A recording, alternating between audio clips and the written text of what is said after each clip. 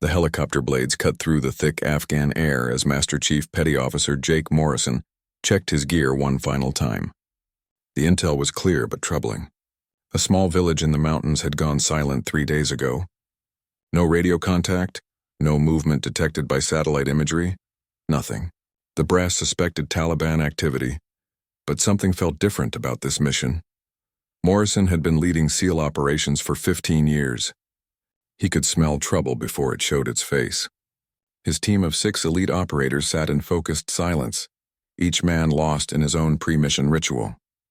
They had done this dance hundreds of times, but tonight felt heavier than usual. The pilot's voice crackled through their headsets. 2 minutes to drop zone, Chief. Morrison nodded and signaled to his team.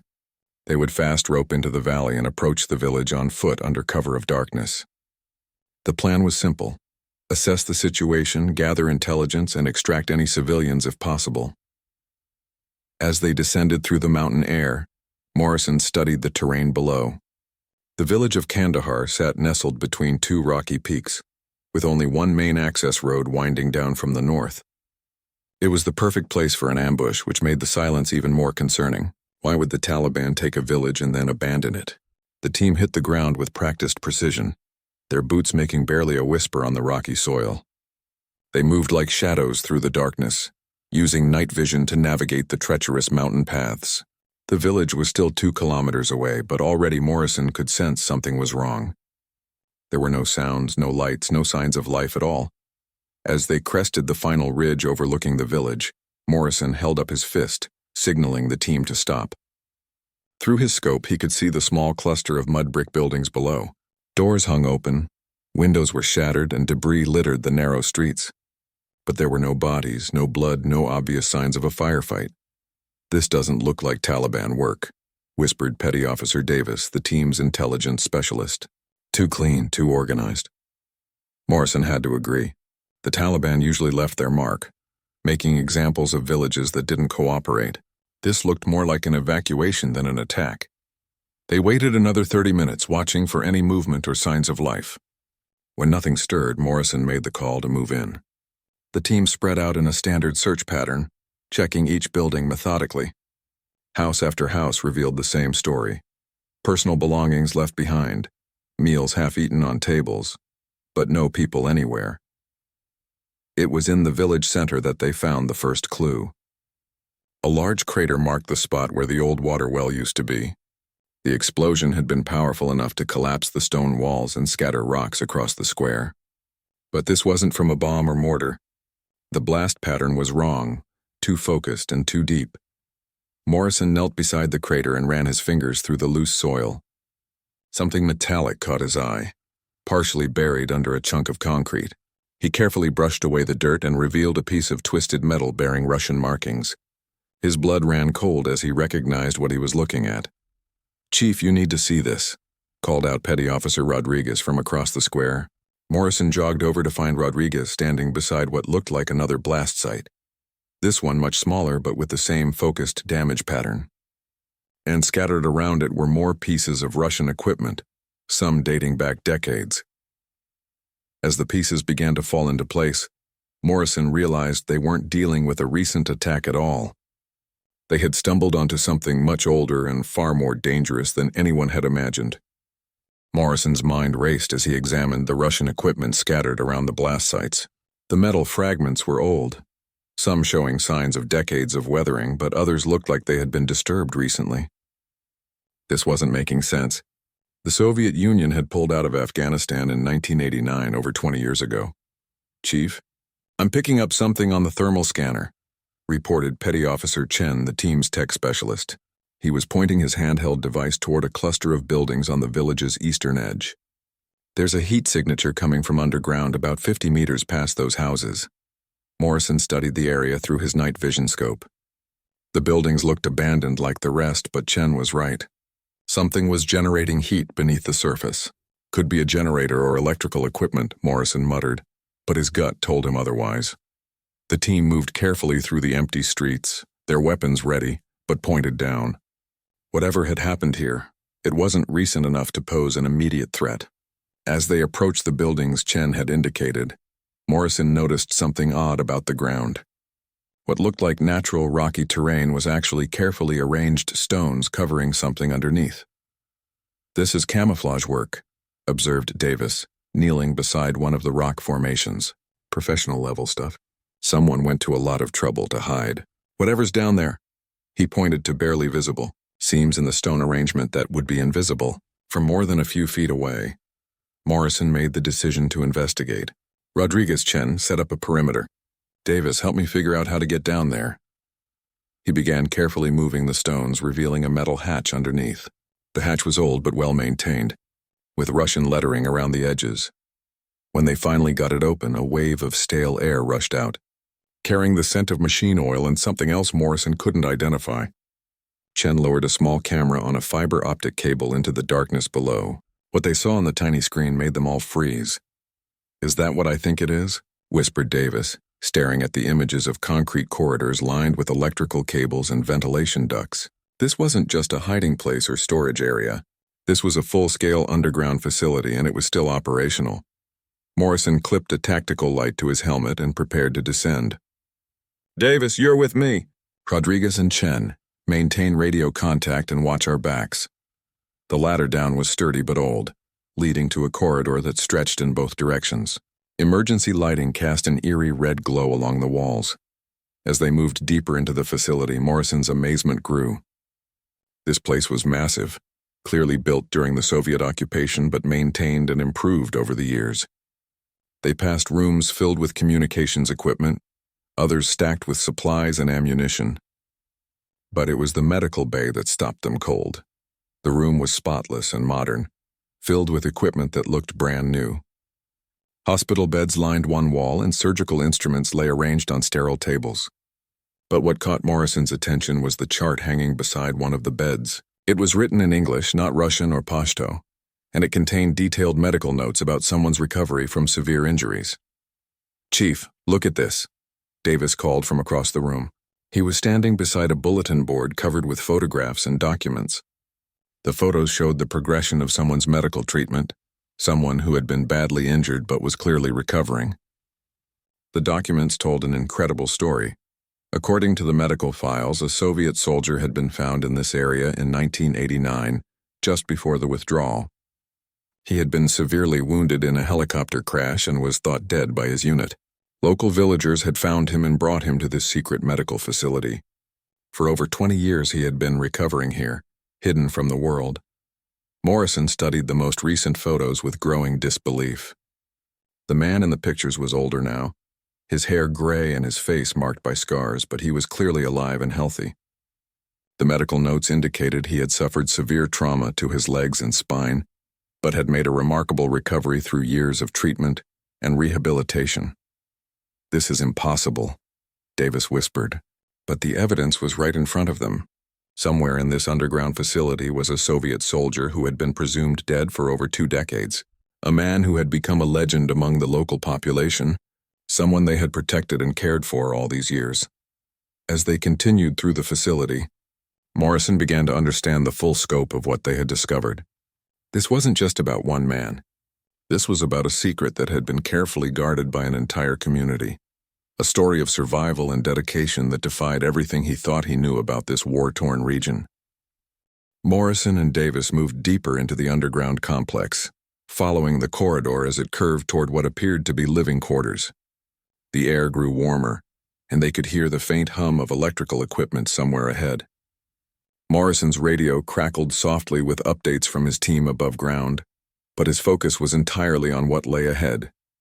They reached a heavy door marked with fresh paint in both Russian and English. Morrison tested the handle carefully and found it unlocked. As the door swung open, they stepped into what looked like a comfortable apartment. The walls were lined with bookshelves filled with novels in multiple languages. A chess set sat on a small table, the pieces arranged mid-game. Fresh flowers in a simple vase suggested someone had been here very recently. "Hello?" came a voice from the shadows, spoken in accented but clear English. Morrison's hand instinctively moved toward his weapon, but something in the voice stopped him. It was calm, almost welcoming without any hint of threat or fear. A figure stepped into the light and Morrison found himself face to face with the man from the medical photographs. He was tall despite the slight stoop to his shoulders, with steel-gray hair and intelligent blue eyes. Scars marked the left side of his face, but his expression was alert and curious rather than hostile. "I am Colonel Dmitry Volkov, formerly of the Soviet 40th Army," the man said, extending his hand in greeting. "I have been expecting visitors for some time now, though I admit I thought they would be Russian, not American." His English was excellent, clearly practiced over many years. Morrison hesitated for a moment before accepting the handshake. "Master Chief Morrison, United States Navy SEALs. Colonel, we were told this village was abandoned." He studied Volkov's face, looking for signs of deception or danger, but found only genuine curiosity. Volkov smiled sadly. "The village is not abandoned, merely evacuated. My friends knew that military activity in the region was increasing, so they moved to safety in the mountains. They left me here because, well, this has been my home for 23 years now." He gestured around the comfortable room with obvious affection. 23 years, Davis repeated in amazement. "You've been living here since the Soviet withdrawal?" The implications were staggering. This man was a living piece of history, someone who had witnessed the end of one war and the beginning of another. Volkov nodded and settled into a worn armchair, gesturing for them to sit as well. "My helicopter was shot down in February 1989. My crew was killed instantly, but I survived with severe injuries. The local villagers found me 3 days later, more dead than alive. They brought me here to this old medical facility." He paused, his eyes distant with memory. "This place was built by the KGB in the early 1980s, a secret treatment center for high-value prisoners and wounded soldiers. When the withdrawal began, it was supposed to be destroyed, but the local doctor convinced the departing commander to leave the medical equipment. He said it would help the village." Morrison was fascinated despite himself. "But why didn't you try to contact your people? Why stay hidden all these years?" The strategic implications of Volkov's survival were enormous. Intelligence agencies would pay millions for the information this man possessed. "At first, I was too injured to travel," Volkov explained. "The damage to my spine required months of surgery and rehabilitation. By the time I was able to walk again, the Soviet Union had collapsed. My unit was disbanded. My country no longer existed in the same form. I had no one to contact and nowhere to go." He stood and walked to a bookshelf, pulling out a thick photo album. "But more than that, these people became my family. They risked their lives to save me, spent their own resources to heal me. The village doctor, Hassan, taught himself advanced surgical techniques to repair my injuries. His daughter Fatima learned English so she could translate medical texts for him. The photos in the album told an incredible story of recovery and community. Images showed Volkov learning to walk again with the help of village children, working alongside farmers in their fields, teaching Russian literature to eager students in the village school. These weren't the relationships of a prisoner and his captors, but of a man who had found a new home. I became their teacher, their translator, their connection to the outside world," Volkov continued. "I helped them understand the changing political situation, taught their children about the wider world. In return, they gave me something I had never experienced in the Soviet military, a true sense of belonging." Davis leaned forward, intrigued by the human drama unfolding before them. "But didn't you miss your old life? Want to return to Russia?" It was hard to imagine choosing exile in a remote Afghan village over returning to civilization. Volkov's expression grew thoughtful. "I missed some things, yes, but I had seen enough of war, enough of politics and nationalism. Here I found something more valuable than patriotism or military glory. I found peace, and I found people who valued me for who I was, not what uniform I wore." His words carried the weight of a man who had lived through profound transformation. Morrison's radio buzzed with an urgent message from Rodriguez above ground. "Chief, we've got movement coming up the valley road. Looks like civilian vehicles, but I count at least 30 people approaching." Morrison acknowledged the report and turned back to Volkov, who seemed unsurprised by the news. "That will be my friends returning," Volkov said calmly. "They have been watching your arrival from the mountain caves. When they saw you enter the facility, they knew it was time to come home." He stood and moved toward a communications device in the corner of the room. "May I contact them? I would prefer to avoid any misunderstandings." Morrison nodded, though his hand remained near his weapon. He watched as Volkov spoke rapidly in Pashto over a handheld radio. The conversation was brief, and Morrison caught familiar words indicating peaceful intentions. When Volkov finished, he turned back to the Americans with a serious expression. "They are coming to speak with you, Chief Morrison. These people have a story to tell, one that your government needs to hear." Volkov moved to a filing cabinet and withdrew a thick folder filled with documents. For 23 years, this village has been secretly providing intelligence to Western forces. They are not Taliban sympathizers or enemy combatants. They are allies who have been operating in the shadows. Davis examined the documents with growing amazement. They contained detailed reports on Taliban movements, weapons caches, and planned attacks dating back to the early 1990s. The intelligence was incredibly valuable, and it had been gathered and organized by the village elders working with Volkov as their coordinator and translator. "How did they get this information out?" Morrison asked, studying a report that detailed a major Taliban supply route his own unit had been trying to locate for months. The level of detail was extraordinary, clearly gathered by people with intimate knowledge of the local terrain and politics. Volkov smiled grimly. "Very carefully and at great personal risk. Hassan, the village doctor, travels regularly to other settlements to provide medical care. His patients talk freely, believing him to be neutral. Young men from the village work as guides and porters for various groups, their eyes and ears always open. The women gather information at markets and family gatherings." He pulled out another set of files, these containing photographs and biographical information on dozens of Taliban and Al-Qaeda operatives. "The villagers have been documenting the identities and activities of every extremist who passes through this region. They know which caves are being used as hideouts, which villages are providing support, which routes are used for moving weapons and supplies." Morrison's mind raced as he realized the implications. Why haven't they made contact officially? This intelligence could save hundreds of lives.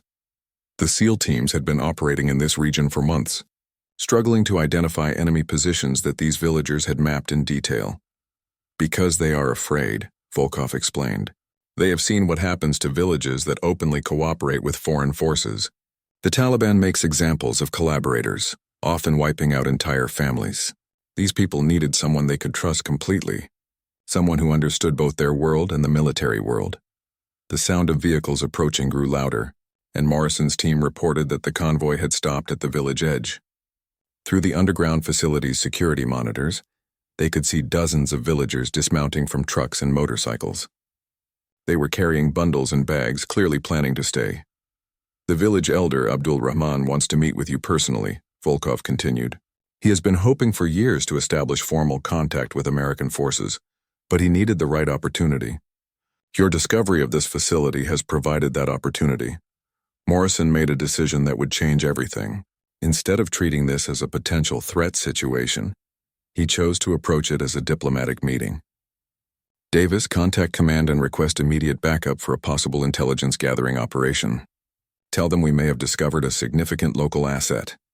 As they prepared to go above ground, Volkov shared one final piece of information that made Morrison's pulse quicken.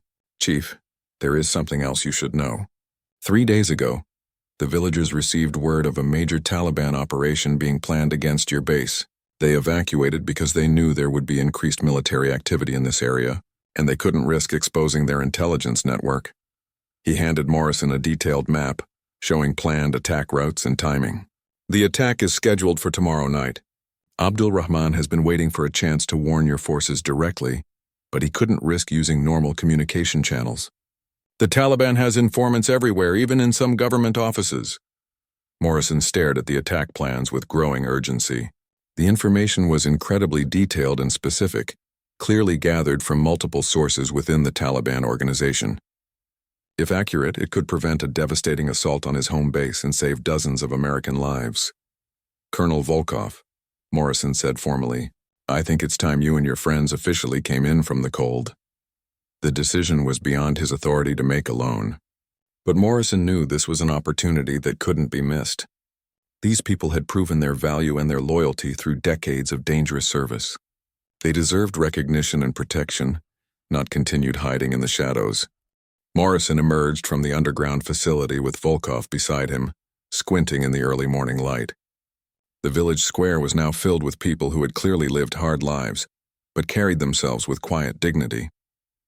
At their center stood an elderly man with a white beard and intelligent eyes that seemed to take in everything at once. Abdul Rahman, Volkov said quietly, the village elder and the man who saved my life 23 years ago. The old man approached slowly, his hands visible and empty, but his posture showed no fear despite being surrounded by armed American soldiers. Morrison's team had taken defensive positions around the square, but the tension was different now. These weren't hostile forces facing each other, but potential allies meeting for the first time under extraordinary circumstances.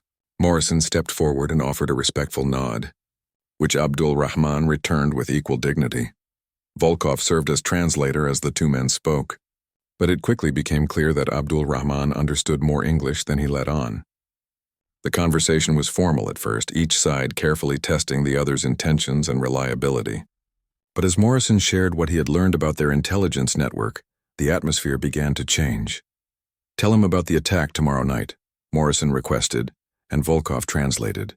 Abdul Rahman's response was immediate and passionate, with several other villagers adding their voices in support. Through Volkov, the elder explained that the planned Taliban assault would involve over 200 fighters coming from 3 different directions.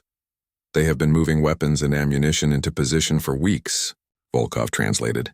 "The villagers have been tracking every movement, every cache, every staging area. Abdul Rahman says his people are ready to guide your forces to intercept them before they can organize their attack." Morrison activated his satellite radio and began transmitting the intelligence directly to his command center. The response was immediate and intense. Within minutes, his radio was buzzing with requests for confirmation, verification, and additional details. The intelligence was so specific and valuable that it was almost too good to believe. Colonel Sarah Webb, Morrison's commanding officer, came on the radio personally. "Chief, are you absolutely certain about the reliability of this source? We're talking about redirecting significant resources based on this intelligence." The weight of the decision was clear in her voice.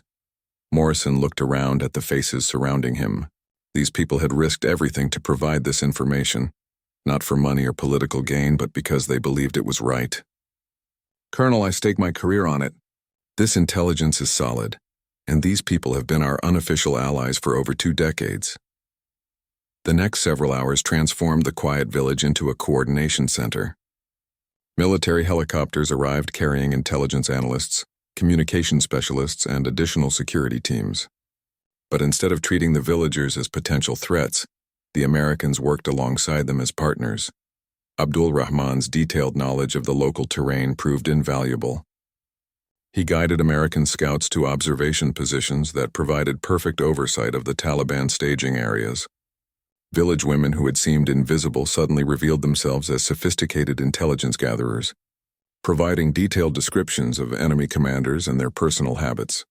Most remarkably, Volkov emerged as the key coordinator who could bridge the cultural and linguistic gaps between the two forces. His decades of living with the villagers had given him insights that no outside intelligence analyst could match. He understood not just the language, but the subtle cultural cues that could mean the difference between successful cooperation and dangerous misunderstandings. "These people have been fighting the Taliban longer than America has," Volkov explained to Colonel Webb when she arrived by helicopter to personally assess the situation. "They don't oppose them for political reasons or foreign money. They oppose them because the Taliban destroyed their traditional way of life and murdered anyone who disagreed with their extremist interpretation of Islam." As the day progressed, the full scope of the villagers' intelligence network became clear. They had contacts in dozens of settlements across 3 provinces, all connected through family relationships, trade networks, and shared opposition to Taliban brutality. What the Americans had stumbled upon wasn't just one village of helpful locals, but the hub of a resistance network that had been operating in secret for decades. The planned Taliban attack that night was intercepted perfectly. American and Afghan government forces, guided by village scouts, surrounded the staging areas before the attack could begin. Over 150 Taliban fighters were killed or captured, along with enough weapons and explosives to supply a major offensive operation. But more importantly, the successful cooperation that night marked the beginning of a new chapter for both the villagers and the American forces. The secret network could finally operate in the open, with official support and protection. And Volkov, the Soviet colonel who had been missing and presumed dead for 23 years, would finally be able to tell his incredible story to the world. 6 months later, Morrison stood in the Pentagon briefing room watching Colonel Dmitry Volkov address a room full of senior military officers and intelligence officials. The man who had been buried alive in an Afghan mountain for over 2 decades was now providing insights that were reshaping American understanding of the region's complex political dynamics. The Taliban's greatest weakness, Volkov was explaining to the assembled officers, is not their military capability but their inability to govern effectively. The villages that have resisted them most successfully are those that maintained their traditional leadership, structures and focused on practical improvements to daily life rather than ideological purity. Morrison smiled as he watched the reactions around the room. These hardened military professionals were hanging on every word from the former Soviet officer, who had become an expert on grassroots resistance movements. Volkov's insights, combined with the intelligence network he had helped coordinate, had already prevented dozens of attacks and led to the capture of several high-value Taliban commanders. The village network that had protected Volkov for so many years had become an official asset of the coalition forces, with Abdul Rahman serving as the regional coordinator for intelligence gathering. The villagers were finally receiving the support and protection they had earned through decades of dangerous service. Modern medical equipment had replaced the improvised facilities in the underground complex, and new schools were being built with funding from grateful allied nations. But perhaps the most remarkable transformation was in Volkov himself. The broken, bleeding Soviet soldier who had been presumed dead had become a bridge between cultures, helping American forces understand not just military tactics, but the human dynamics that drove the conflict. His fluency in multiple local languages and deep understanding of tribal politics made him invaluable for negotiating with village leaders across the region. The Americans made one critical error in their initial approach. Volkov continued his briefing.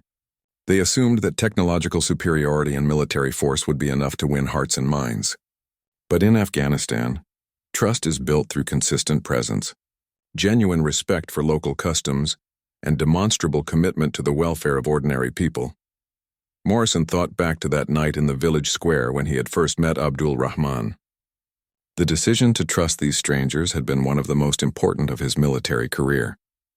It had led not only to immediate tactical victories but to a fundamental shift in how American forces operated in the region. The intelligence network now included over 40 villages across 3 provinces, all coordinated through secure communications equipment and regular meetings with American liaison officers. The villagers maintained their traditional leadership structures while contributing to a broader effort to bring stability to their homeland. Most importantly, they were finally safe from Taliban retaliation, protected by the military forces they had served so faithfully in secret. Volkov's own story had captured international attention. Documentary filmmakers, journalists, and historians all wanted to interview the Soviet colonel who had survived against impossible odds and helped change the course of a war. But Volkov remained focused on practical matters, preferring to work behind the scenes rather than seeking publicity. "I am not a hero," he had told Morrison during one of their regular meetings. "I am simply a man who was given a second chance at life by people who valued humanity over politics. My obligation is to honor their sacrifice by continuing to serve the cause of peace in whatever way I can." The underground medical facility where Volkov had spent so many years recovering had been expanded into a regional trauma center, serving both military personnel and local civilians. The same rooms where he had learned to walk again now housed state-of-the-art surgical equipment and were staffed by both American military doctors and local medical personnel trained in advanced techniques. Morrison's own career had been transformed by the events of that night. His successful handling of the situation had led to promotion and assignment to a new unit focused on developing relationships with indigenous intelligence networks.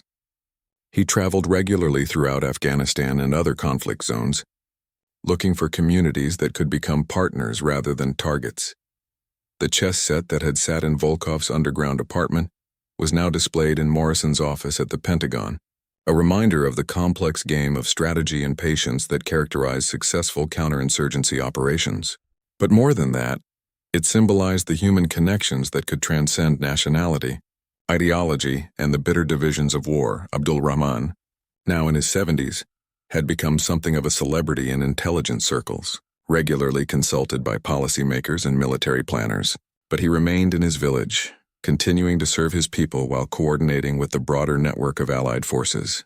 His grandson had recently graduated from the new school built with American funding and was preparing to attend university in Kabul. The legend that Morrison and his team had discovered that night was not just about one man's survival against impossible odds. It was about the power of human compassion to transcend the boundaries of conflict, the importance of patience and understanding in building lasting peace, and the extraordinary things that ordinary people could accomplish when they chose cooperation over hatred. Dmitry Volkov was no longer broken, buried, or bleeding. He was alive, thriving, and helping others find hope in one of the world's most troubled regions.